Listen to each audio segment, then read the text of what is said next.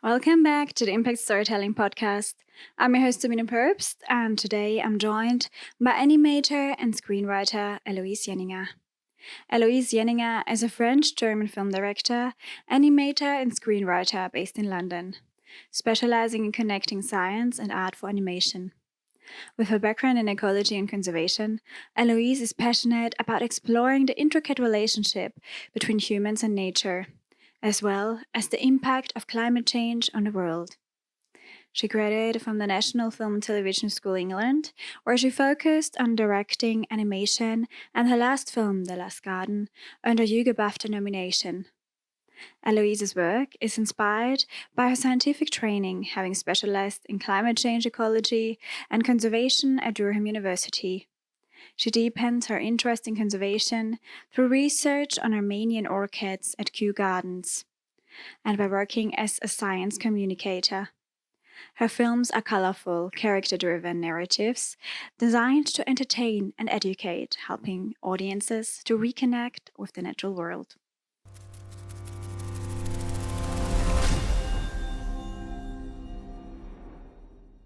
Welcome, Eloise. I'm happy to have you on the podcast today. I always like to ask about my guests' beginnings in the industry. What inspired you to take interest in nature conservation and art? So I grew up near the Jura and Alpes mountains in France. So I would spend a lot of time outside in the forests, walking around and trying to understand the little creatures around me. And slowly I also realized as I grew up that the landscapes that I knew were changing. So I noticed that the forests, but also there was less snow. And then I decided to go and do a biology degree, where I learned all about ecology and the climate crisis. And on the side, I was doing art and I was doing animation, self-taught. So when I really learned about the science behind the climate crisis, I was like, oh, maybe I could tell stories about that through animation. And that's what led me to doing this. And how has your background in ecology and conservation influenced your approach to filmmaking? It's an interesting question. I'd say that it's really helped me have a clear understanding of the science behind it. And once that's clear, I can actually focus on the more emotional side of ecology and conservation, and how actually to really influence people through emotions. I would say it gave me the tools, but also really interesting subjects to talk about. And it also helped me understand the perspective of scientists, so that now I can focus more on the perspectives of non-scientists. So to try and help bridge that gap. And what do you think, how can animation especially uniquely contribute to environmental storytelling compared to live action media? Well, what's really great about animation is that you can tell stories about the tiniest, infinitely small subjects to the largest, infinitely big subjects. So it allows to play with scale, I'd say, a lot more than sometimes with some cameras, because it can give you access to areas we might not be able to access as easily with cameras. But it also allows to get into emotions and represent visually emotions. So we also can empathize with inanimate objects and represent extinct ecosystems and species. So even dinosaurs, So that's why I'd say the strength of animation in environmental storytelling is. Mm-hmm. And what do you think makes animated films effectively in raising awareness and inspiring action on climate change and conservation issues? Is it that you can show things that maybe don't exist or in a different way, like you just said, or is it something different? For me, it's that animated films can touch us emotionally where we might not expect. And it also allows to sometimes play with stereotypes. So you can help audiences empathize with characters who they might not have met before, they might have assumptions about. Because with animation, you can, for example, have the audio of someone or something, and then visually not have that represented at all, and represent much more symbolic elements. So, for example, you could represent a climate activist in a very different way that mainstream media could. And yeah, animation can also help give voice to inanimate beings. So a typical example is, Miyazaki's films, so like Princess Mononoke. In these films, the director really gives a voice to like nature spirits and to animals, which I would say help audiences understand nature better. That sounds great. And since you started doing animation, or since you started doing your research also in the field, have you noticed a shift in how audiences engage with environmental topics through animation? Maybe since animation began to now, or in your films? What I noticed is that there has been a shift between, in the past, animation being often considered more for children, and now it's slowly going towards more being open to adults as well.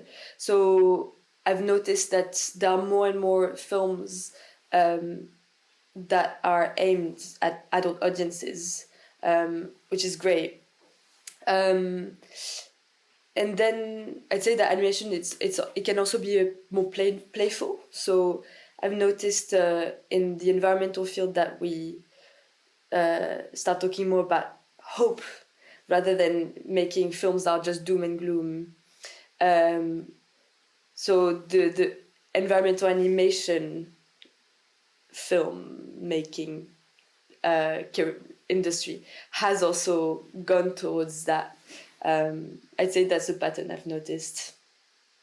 And before we met at Wildscreen, I actually got to know your film, The Last Garden, as I was preliminarily judging for the festival. And your film definitely stood out to me, not only from live action documentaries, but also from other animations that were entered and that I've seen. Can you introduce this film a bit, please? Of course. So The Last Garden is a paper animated film. I made it at the National Film and Television School.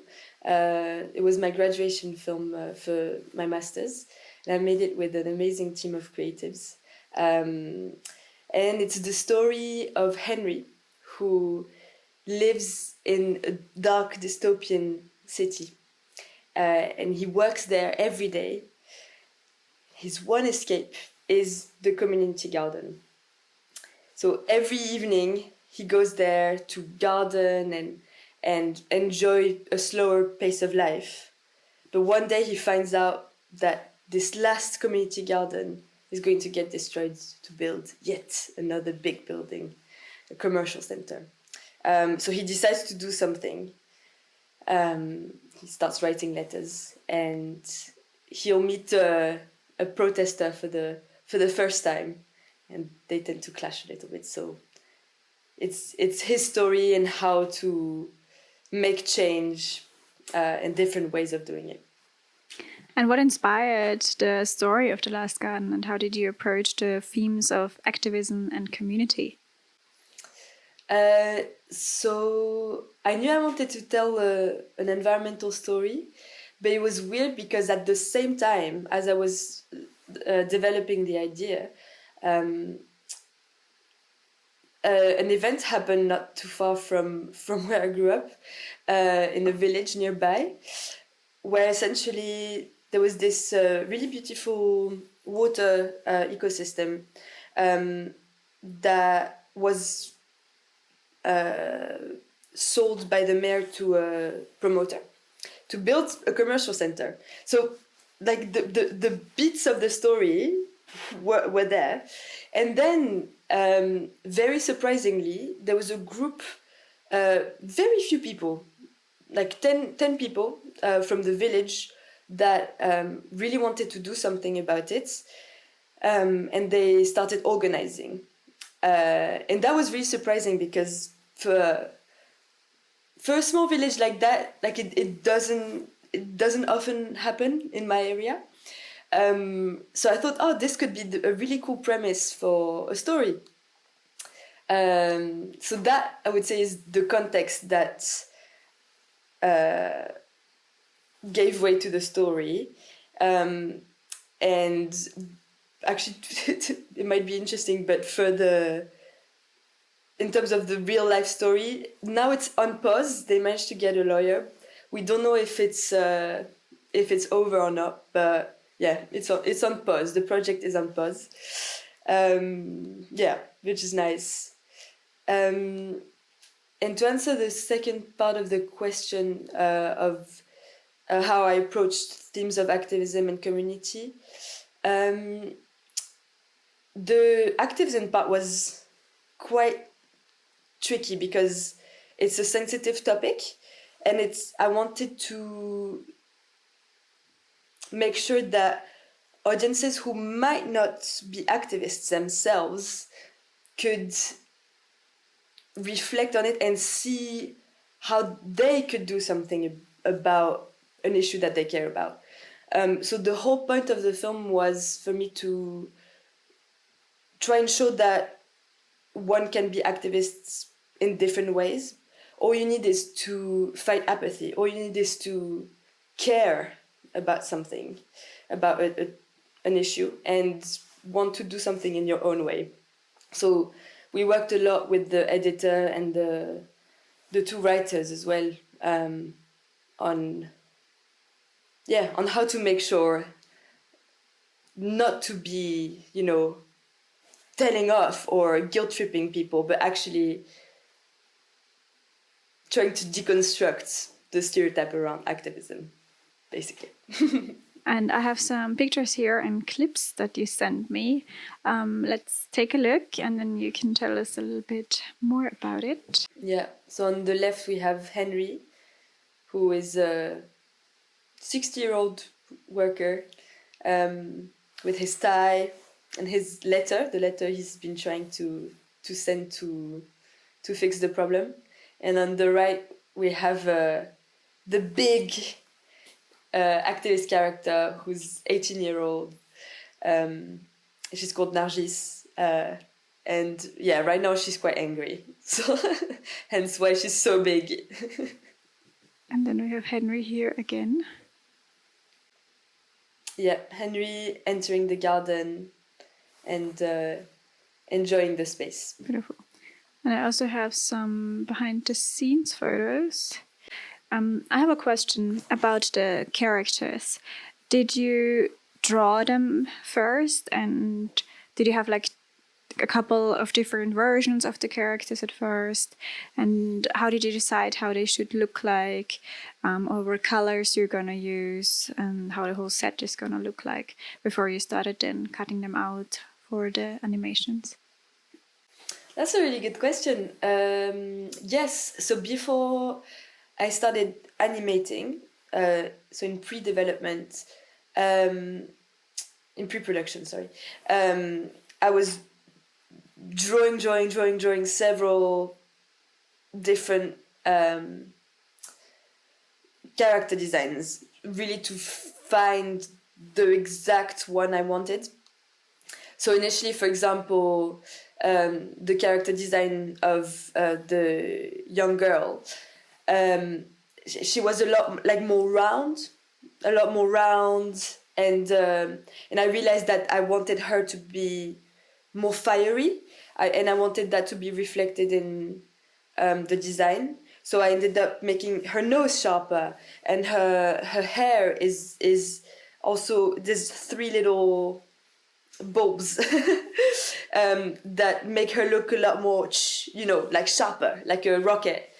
So that, it was through a lot of iterations. And then for the character of Henry, I knew I wanted him to be quite round, and I was inspired by Mark Baker's character designs, who is the creator of Peppa Pig. So he made some really cool films, short films before Peppa Pig, with very interesting character design. So yeah, I based it on that. I wanted simple forms, quite round, but then also play with the what the character was wearing. So he goes from wearing a tie and a suit, and he looks a bit rigid in that. And then we play with the expectations, because he goes into this really colorful space and feels really comfortable there. And then he changes into dungarees. So yeah, and we in terms of the colors as well, it took a while because we needed the colors to work well with the backgrounds. So yeah, every time we had to be careful to make sure that the designs worked with the background colors as well. So it was also it came through testing. The first month we just kept testing and shooting, but testing. Yeah. And now for the people who don't know how to make a film like that, we have here some photos. Can you explain a bit what we are looking at, or how it works to make a film like that? Of course. So as I mentioned earlier, the film was all paper animated, using a multiplane, which is a big metallic structure that Disney used to use actually in early days. And the camera is above the metallic structure. And on each, that's a good picture. On each layer of glass, in my case, we used 4. We would animate the paper. So like this, we'd have what we call parallax effect, for example, which is when the foreground moves faster than the background. Just like, if you film live action, the foreground moves faster than the background. So it was great because we could play with depth, and foregrounds and backgrounds. And then we also used 3D elements.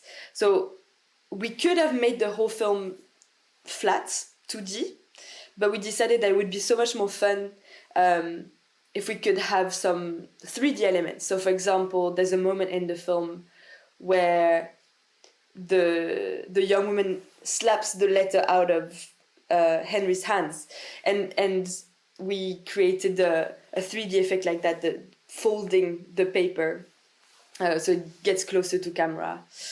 I don't know if there's anything else. Oh yeah, and then I guess we see it in this picture. So we see the we see the garden. In this one, it's quite flat, but then there's the houses that pop up in the buildings around. And then the paper, we also crumpled it. So it was really fun when I was animating it. I could like crumple it, and it's really fun. And that was a whole improvisation process as well, because the more I was animating it, the more I was realizing what could be done with the paper. So crumpling, tearing it, all of that, which was very playful.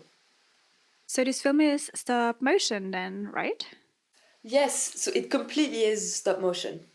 For people who might not know what stop motion or animation is, basically every time we need to take a picture between moving the object that we're animating, so that it can create a movement. So let's say my hand, if I take a picture now, then another one here, another one here, another one here, then it'll when we edit it all together, it'll go woo.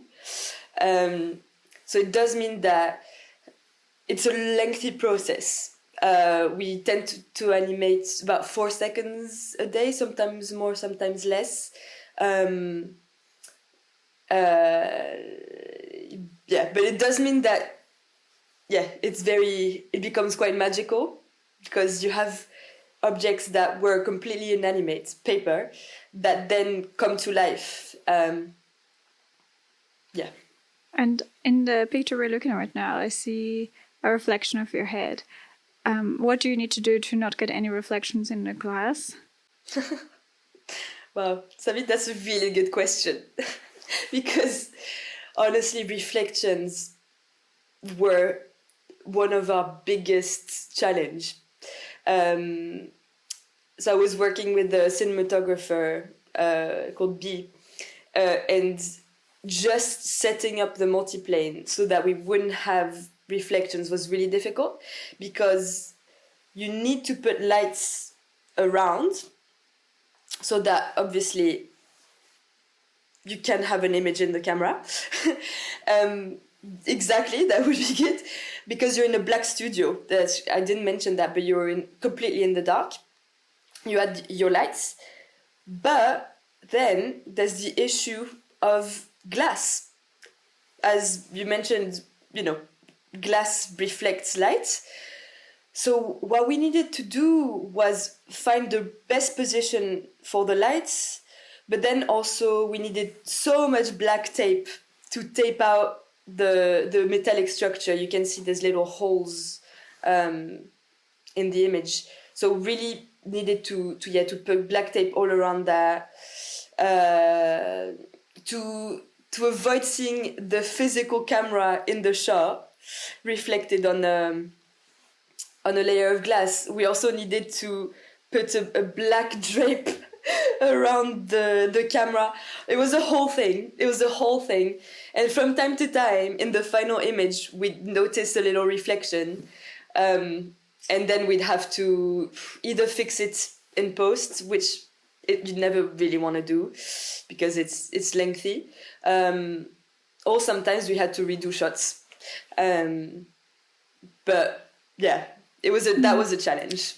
What if you accidentally move something? Do you have to do a whole sequence again, or something goes missing because, I don't know, something is blowing in there, or someone accidentally runs against it, or something like that? Yeah. If you accidentally sneeze and the paper flies away, well, luckily I would try and tape them down, so use tacky wax. So luckily, they would usually stay quite fixed. But if someone accidentally bumped into the multiplane, or the camera, or the lights, either you try to put it back to where it was, so you can see what the previous image was, and then try and recreate that. And if it doesn't work, you have to redo the whole shot. So, yeah. Does it take like a whole day, or? It depends on the take. So there's takes that can take only 1 hour, but there's others, the bigger shots, for example, the end city shot, this took 2 days, which is long. Usually you want things to go to take maximum a day, because if you leave it overnight, paper especially tends to move a little bit, or they tend to unfold. So ideally you want to do it all in one day. So now that we have seen a little bit behind the scenes, let's watch the trailer.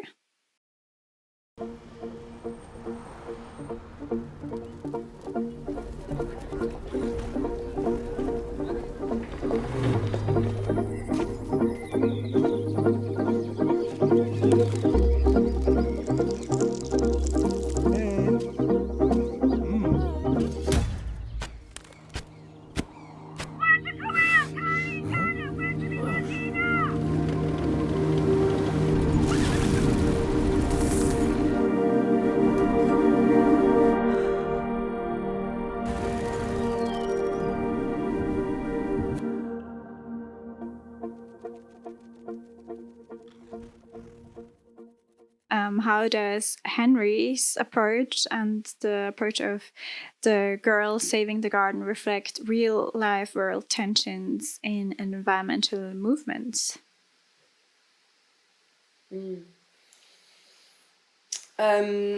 So obviously you need to watch the film to really see completely what their two approaches are.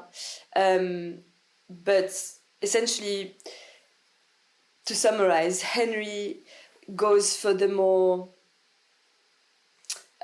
within the system methods of trying to make a difference. So what he does is he writes a letter to the mayor of the city asking to protect the garden. And then I won't spoil it, but something happens to that. There's a reply. And whereas Nargis, the young girl, she takes a more disruptive approach. So she screams with her big megaphone. And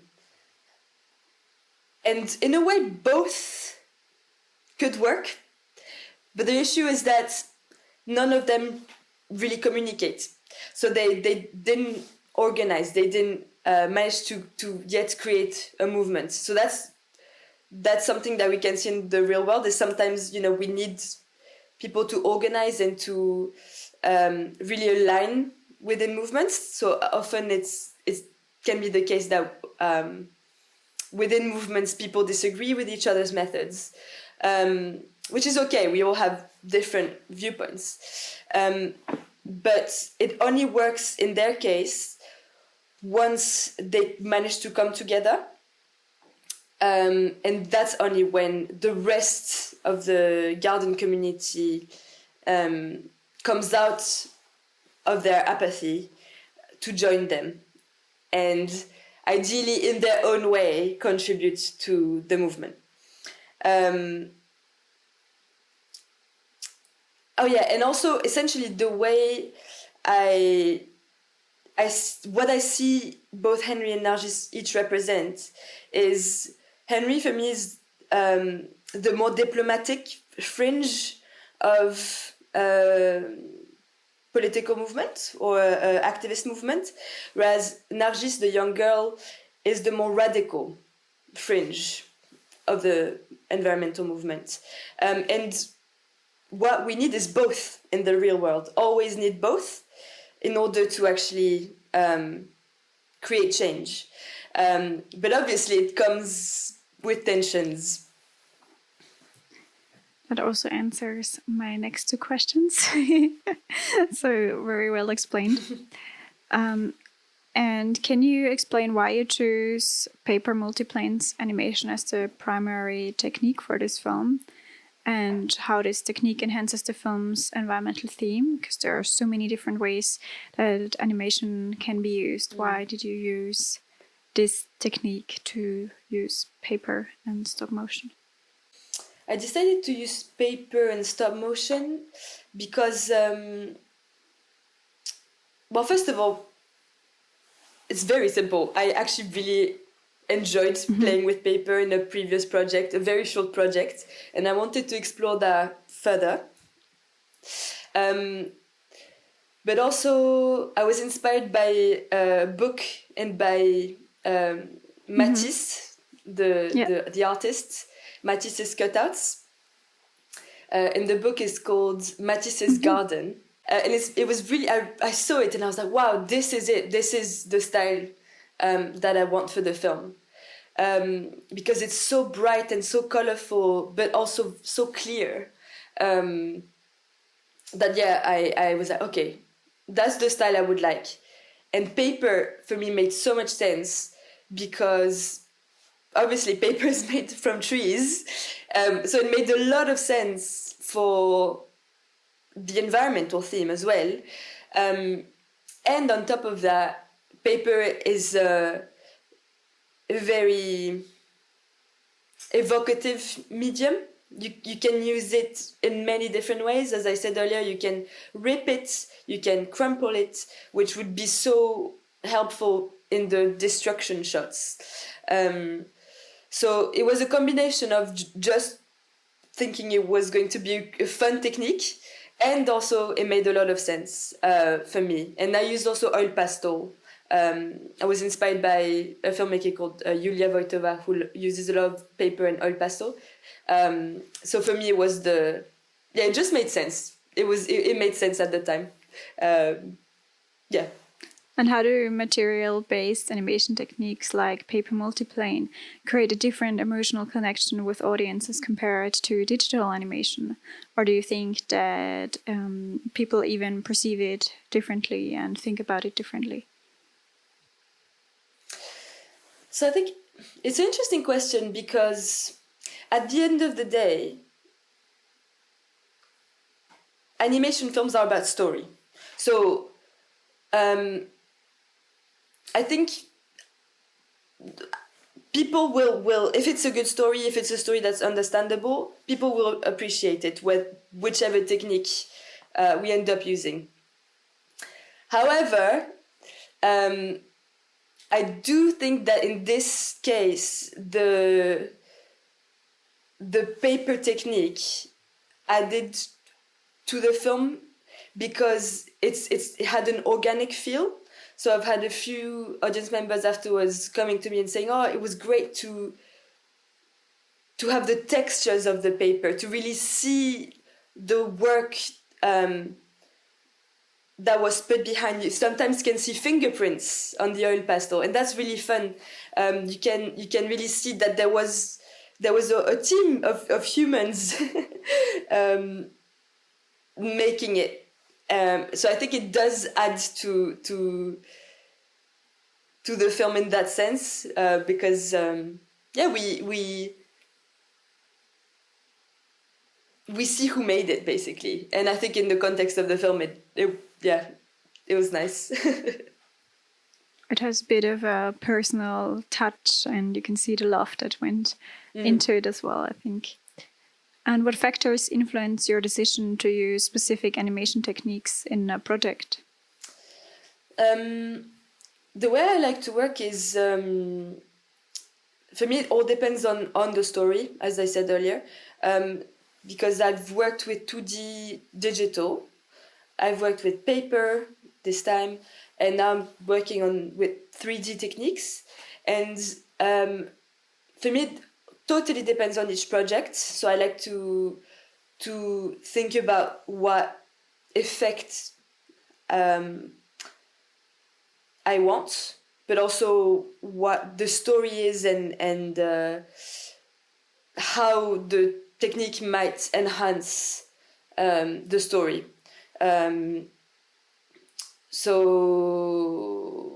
yeah, I would say that's how I choose. Is by thinking, okay, what technique will enhance the story, but also obviously there's then realistic factors as well, of like 3D is cheaper to produce than stop motion in general. How much space do I have? How much time do I have? What's the budget? There's also all these factors that come into play. And for example, in the context of a feature film, I mean, it would be very complicated to do a feature-length film all animated with paper. I mean, it's possible, but I think I would probably go down either more digital cutouts or 3D, because it's more realistic, and I'd want to finish the film. So, yeah. Yeah. And how do you balance storytelling and messaging in films with a strong environmental focus?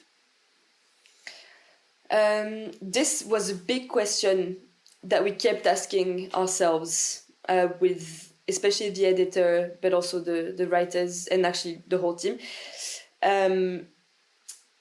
Because obviously we wanted the story to be a story first and foremost, to move people, and we didn't want it to be preachy or to feel like it was just an environmental film with an agenda, the agenda of converting everybody to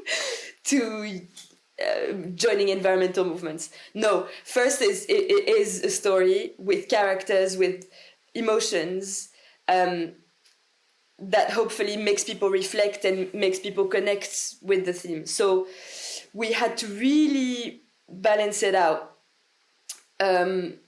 by first just forcing ourselves to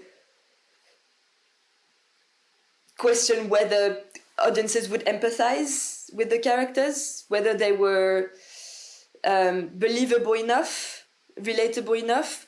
So we did that by doing screen tests. So we showed the film or the animatic, which is the stage before the final film, when there's still images rather than moving images. So we'd show it to kids, we'd show it to adults for feedback. And I was really lucky because the tutors as well at NFTS, at the film school, were very good at giving feedback. And like that, we managed to gauge the right amount of environmental themes and emotions at the same time. But the music also helped. The music and sounds really, really helped with making it full of emotion rather than just facts, environmental facts, or just with an environmental agenda. Yeah, I think definitely music and sound design should not be underestimated. It's a big part also, I would say 50-50 to visuals and music and sounds. Yeah. And what was your goal with the film, and what audience did you envision when you made the film? So my goal with the film was to encourage reflections on the different methods behind activism, but also to reach people who might feel more apathetic towards environmental movements, or might feel like there's not much you can do anyway about the environmental crises. Because a lot of the time I'd speak with people who weren't in the environmental fields, and a lot of them would say, it's just too big of an issue anyway. What can I do as a little individual? And actually, if you think about it, the whole film, there's like several characters. There's Henry, the protester, but there's also all the other gardeners that just observe. And we don't quite know why they don't join. Some of them are probably scared. Some of them maybe just want to carry on gardening, ignoring the issue. Others might feel too shy. Others might be judging the protester, thinking she's too loud. Others might not think it's a big deal. And the whole aim of the film is to try and unpack this and encourage audiences to think about it. So I wanted it to be both available and accessible to younger audience and older people. And we showed it to young kids. We showed it to 800 kids in Poitiers Film Festival.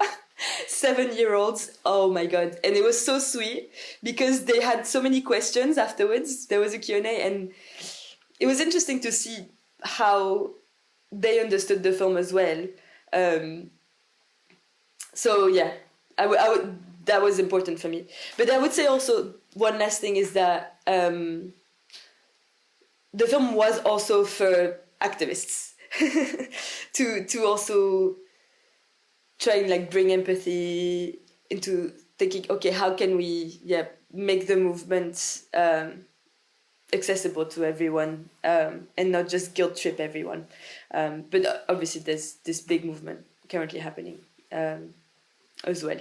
So yeah, I think there are a lot of different activism movements happening with a lot of different opinions about it, from everyone. But you often blend science and art in your films. And how do you ensure scientific accuracy while keeping the storytelling engaging? I think at the beginning of our conversation, you said you first think about science and then you can concentrate on the storytelling. Is it like that in your projects, or how do you approach it?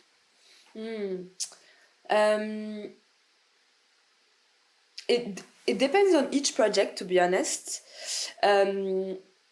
But I tend to go through a phase of researching, so really researching the topic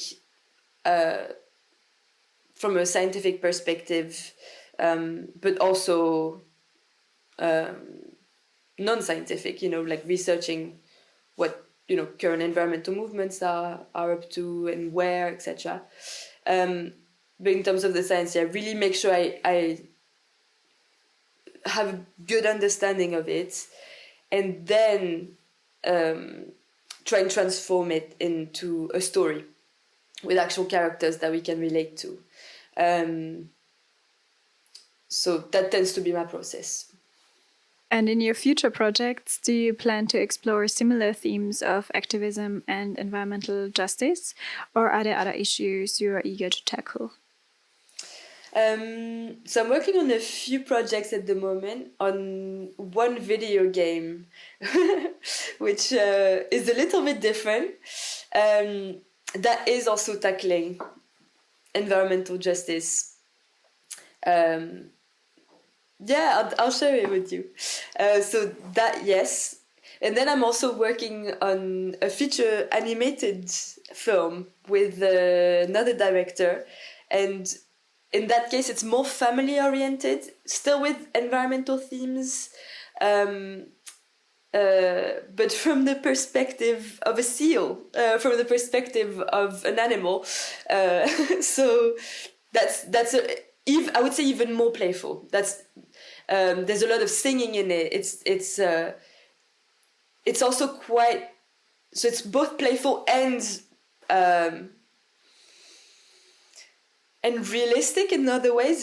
It's also quite, we do grapple with darker themes, but it has a lot of joy and has a lot of music and so this is really fun. That will be 3D. Well, it sounds really interesting. Is that film for kids then? But first you said a lot of music and joy, but then you said like darker themes, so I'm not sure if it's what the audience is. The audience is for family and kids, but like okay. Still darker themes in the sense that we will go. There will be darker themes in it. And the video game is like an educational, playful, environmental game, or what are you planning there? Is it like an app or for a specific game console? So this will be available on all platforms. Both normally phone, but also on Steam, the games platform, and on laptop. So and that's also. This will be more aimed at slightly older audiences, so I want to say 16 onwards. And is it like an educational environmental game, or? Yeah, it will be an educational environmental game. Also Sounds touching really on interesting. activism. Amazing. And we're already at the last question. What advice would you give to filmmakers or animators who want to use animation for storytelling on environmental issues? I'd say to be playful, to really embrace the playfulness of animation, and to not be afraid by the amount of time that it might take, because it can really add a lot to the final piece. So I would say to be playful, to have fun, and to be creative with the different techniques you might be able to use. Thank you so much for having been on the podcast and telling me a bit more about how you created this wonderful film. It was really interesting to see. And I'm excited to hear more about the projects you are working on now in the future. And I hope to have you soon on the podcast again. Thank you so much. Thank you. Thank you, Sally.